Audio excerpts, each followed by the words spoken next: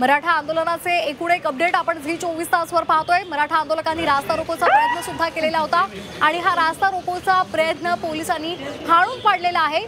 मात्र आता ही दोन दृश्य पाहतोय। छत्रपती शिवाजी महाराज टर्मिनस मध्ये जथ्थेच्या जथ्थे आंदोलक येत आहेत आणि हे आंदोलक येत आहेत ते नाचत गात वाजवत घोषणाबाजी करत इथे पोहोचलेले आहेत आणि त्यामुळे जे मुंबईकर कामानिमित्ताने त्या ठिकाणी आलेले आहेत, रेल्वे स्टेशनवर आलेले आहेत, त्यांची मोठ्या प्रमाणात गैरसोय होत असलेली आपल्याला दिसते।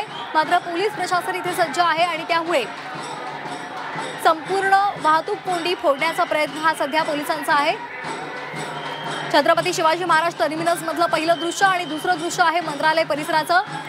पोलीस प्रत्येकाची छाननी करतायत, तपासणी करतायत आणि त्यानंतरच तिथल्या नागरिकांना प्रवेश दिला जातोय। मंत्रालय परिसरामध्ये मोठ्या प्रमाणात पोलीस बंदोबस्त आपल्याला पाहायला मिळतोय। जे मंत्रालयामधले कर्मचारी आहेत त्यांची कसून तपासणी करून त्यानंतरच त्यांना प्रवेश दिला जातोय। कुठल्याही परिस्थितीत मराठा आंदोलक या परिसरामध्ये येऊ नयेत यासाठी पोलिसांकडून कडेकोट सुरक्षा व्यवस्था ठेवण्यात आलेली आहे। तर दुसरीकडे आपण छत्रपती शिवाजी महाराज टर्मिनसवरची जर दृश्य पाहिली तर तिथे वाजत गाजत मराठा आंदोलक सध्या इथे आपल्याला दिसतायत।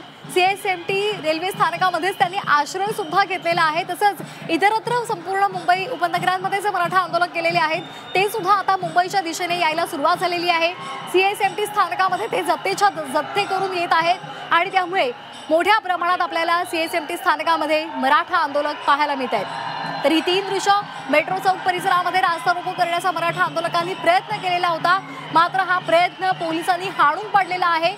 यावेळेला महिला पोलिसांची हुज्जत घालण्याचा सुद्धा या आंदोलकांनी प्रयत्न केलेला होता। त्या दोघांमध्ये वाद झालेला होता। मात्र रास्ता रोको करणं योग्य नाहीये असं सांगत पोलिसांनी या आंदोलकांना बाजूला केलेलं आहे, त्यांना हटवलेलं आहे। तर आता ही रेल्वे स्थानकामधली छत्रपती शिवाजी महाराज रेल्वे स्थानकामधली ही दृश्य आपण पाहतोय। गाड्या येत आहेत, अनेक त्यातून कर्मचारी वर्ग सुद्धा येतोय, तसंच कामानिमित्त बाहेर पडलेले लोक सुद्धा येत आहेत।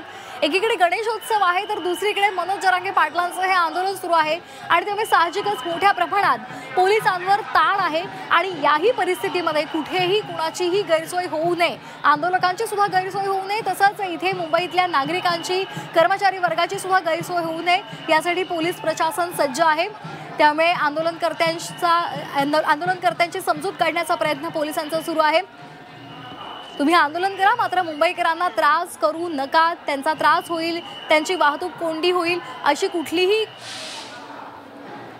कुठलंही कृत्य तुमच्याकडून होता कामा नये असं आवाहन मनोज जरांगे पाटलांनी केलेलं आहे। मात्र तरी सुद्धा काही आंदोलक मात्र अशा पद्धतीचं कृत्य करतायत, त्यांना पोलीस हटवत आहेत।